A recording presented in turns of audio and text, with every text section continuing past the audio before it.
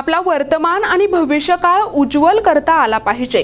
मनाने श्रीमंत असणारी माणसेच समाज घडवतात असे प्रतिपादन व्याख्याते प्राध्यापक नितीन बाणगुडे पाटील यांनी चला भविष्यावर बोलू काही या कार्यक्रमात व्यक्त केले आहे। जिंतूर तालुका मराठी पत्रकार संघ यांच्याकडून दिनांक 11 जानेवारी रोजी शहरातील जुनी मुन्सफी या ठिकाणी आयोजित चला भविष्यावर बोलू काही या कार्यक्रमात पाटील बोलत होते। शिवरायांकडून कसे जगावे हे शिकावे तर संभाजी राजांकडून कसे मरावे हे शिकावे। प्रतिकूल परिस्थिती अनुकूल कशी करावी हे संभाजी राजांचे चरित्र अभ्यासले की लक्षात येते। आपला इतिहास उज्ज्वल आहे, तसाच आपला वर्तमान आणि भविष्य काळ देखील उज्ज्वल करता आले पाहिजे असे प्रतिपादन व्याख्याते प्राध्यापक नितीन बाणगुडे पाटील यांनी व्यक्त केले आहे। कार्यक्रमाच्या अध्यक्षस्थानी आमदार मेघना बोर्डीकर, प्रमुख पाहुणे मुकुंद सावजी कळमकर, प्राचार्य श्रीधर भोंबे, प्राचार्य आर.टी. पाचकोर, मनोज सारडा, ॲडव्होकेट गोपाळ रोकडे, विनोद राठोड, सत्यनारायण शर्मा,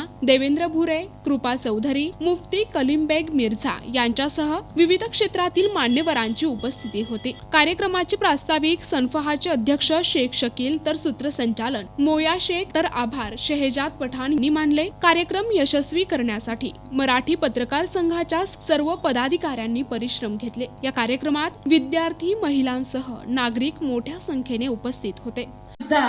केवळ स्वतःच्या स्वार्थासाठी, केवळ स्वतःच्या अहंकारासाठी कोर्टामध्ये जायचं, याचिका टाकायची की हा पैसा जिल्हा नियोजन समितीचा पैसा तो दरवर्षी येत असतो। शाळा, वर्गखोल्या, अंगणवाड्या,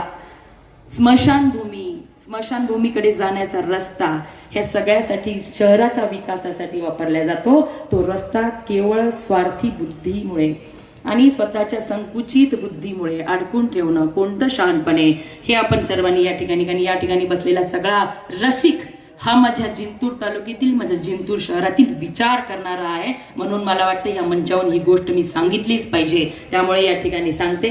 पण हा काही विषय आता हे मंच पण योग्य नाही आहे, पण मला राहवलं नाही म्हणून मी सांगते। परंतु मी सगळ्या पत्रकार बंधूंना शुभेच्छा देते की तुम्ही एक समाज सुधारणेचं काम करत असतात, की समाजाचा आरसा म्हणून तुम्ही काम करत असतात। हे काम असंच चालू ठेवा, पण अर्धवट चुकीचं वृत्तांकन झालं नाही पाहिजे एवढीच अपेक्षा आपल्याकडून व्यक्त करते। आणि ज्या मागण्या आपण या ठिकाणी ठेवल्या त्या मागण्या पूर्ण करण्याचा शब्द देते, थांबते। धन्यवाद। प्रतिनिधी रियाज चाऊस, NTV न्यूज मराठी, जिंतूर, परभणी।